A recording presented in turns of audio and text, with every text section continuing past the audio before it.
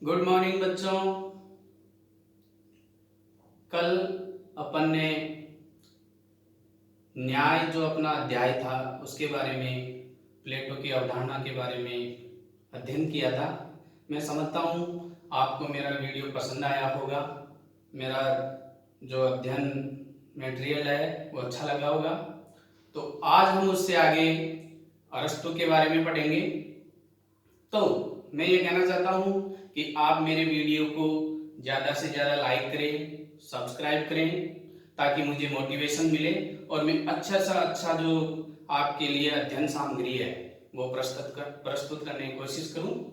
आइए तो अब आज हम पढ़ते हैं जो अपना चैप्टर चल रहा था न्याय।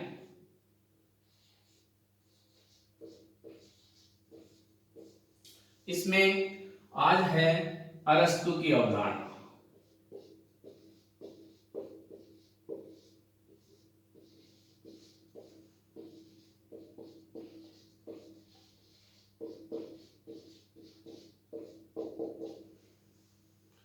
अरस्तु ने न्याय के बारे में क्या विचार व्यक्त किए। प्लेटो का शिष्य था अरस्तु, और अरस्तु ने न्याय के बारे में ये माना कि न्याय के सरोकार में मानवीय संबंधों का जो नियमन होता है वो ही न्याय है। कहने का तात्पर्य है कि मनुष्य जो लाभ राज्य बांटता है, जो धन संपदा राज्य बांटता है, उसको मनुष्य की योग्यता के अनुसार बांटना चाहिए। दूसरी बात यह कहता है कि जो पद प्रतिष्ठा है, जो धन संपदा है, उसका वितरण अंक गणितीय पद्धति के आधार पे नहीं होना चाहिए, बल्कि रेखा गणितीय पद्धति के आधार पे होना चाहिए। तो न्याय के बारे में अरस्तु की यही धारणा है कि सभी को जो समान रूप से वितरण नहीं होना चाहिए, व्यक्ति की योग्यता एवं क्षमता के अनुसार वितरण होना चाहिए। अब अरस्तु ने न्याय को दो भागों में बांटा है। पहला है वितरणात्मक न्याय,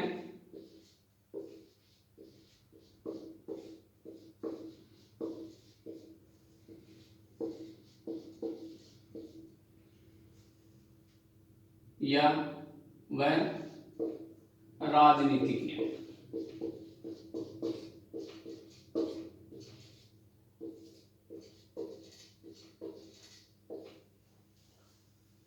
वितरणात्मक न्याय व राजनीतिक न्याय, इसमें अरस्तु की वही धारणा है जो पहले अपन ने अभी चर्चा की कि जो भी राज्य के पास है वो व्यक्ति की योग्यता के अनुसार वितरित होना चाहिए। इसमें आनुपातिक समानता की बात करता है अरस्तु।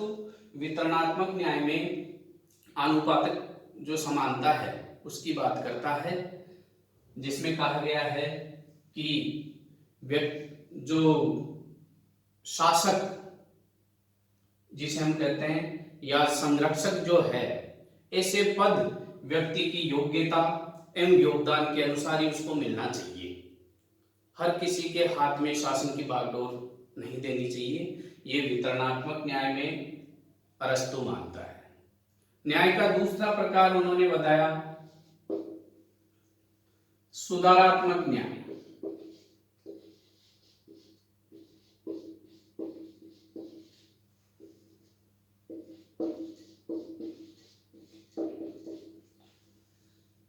इसी से यह जुड़ा हुआ है। राज्य से जो अधिकार हमें प्राप्त हुए हैं, उन अधिकारों के हनन को रोकना राज्य का उत्तरदायित्व है। तो वो सुधारात्मक न्याय के अंतर्गत आता है। राज्य का एक उत्तरदायित्व ये भी है कि नागरिकों की संपत्ति है, जो समानता है, उनके जो अधिकार है, उनकी सुरक्षा करना राज्य का उत्तरदायित्व है। राज्य को उनका ध्यान रखना चाहिए, उनका संरक्षण करना चाहिए। यह राज्य का सुधारात्मक न्याय में संबंधित है। दूसरी बात आती है कि वितरणात्मक न्याय से जो चीजें हमें प्राप्त होती है, जो अधिकार हमें प्राप्त होता है, उसकी राज्य रक्षा करे, वो ही सुधारात्मक न्याय है। इस प्रकार अरस्तु ने न्याय की अवधारणा स्पष्ट की है। विशेष रूप से आनुपातिक समानता की बात की है। न्याय के दो प्रकार बताए, वितरणात्मक न्याय व राजनीतिक। दूसरा है सुधारात्मक न्याय। अब न्याय के चैप्टर में ही आगे है मध्यकालीन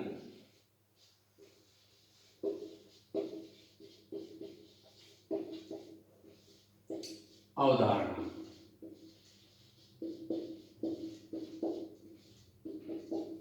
मध्यकालीन अवधारणा में कल हमने चर्चा की थी कि दो विद्वान थे, ऑगस्टाइन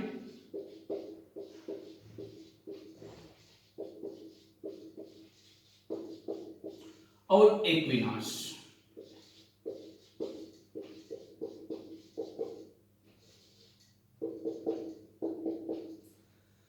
संत ऑगस्टाइन मध्यकालीन जो न्याय की अवधारणा देने वाले हैं, वो ईश्वरीय राज्य को जो हमें प्राप्त हुआ है उसके कर्तव्य पालन को ही न्याय मानता है।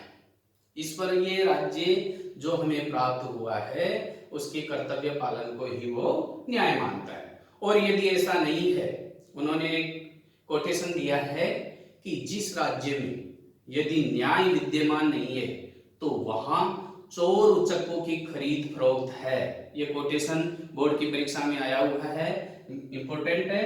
तो संत ऑगस्टाइन ने कहा है, इनकी एक पुस्तक भी थी द सिटी ऑफ गॉड, उसमें उन्होंने लिखा है कि जिस राज्य में न्याय विद्यमान नहीं है वहां चोर उचक्कों की खरीद फरोख्त है। पुस्तक का नाम मैं लिख देता हूं, सिटी ऑफ गॉड।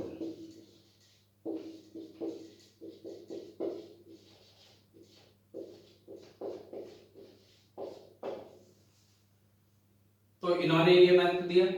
और न्याय के बारे में जो कर्तव्य पालन की बात है वो प्लेटो की बात ही ये भी करते हैं, लेकिन ईश्वरीय जो राज्य जो हमें प्रदत्त है उसके अनुसार। इनके बाद में मध्यकालीन विचारक न्याय के लिए जो हैं एक्विनास, उन्होंने कानूनी न्याय को महत्व दिया है और समानता की जो बात है उसको सारांश रूप में इन्होंने कहा है कि समानता के बिना न्याय का कोई महत्व नहीं है।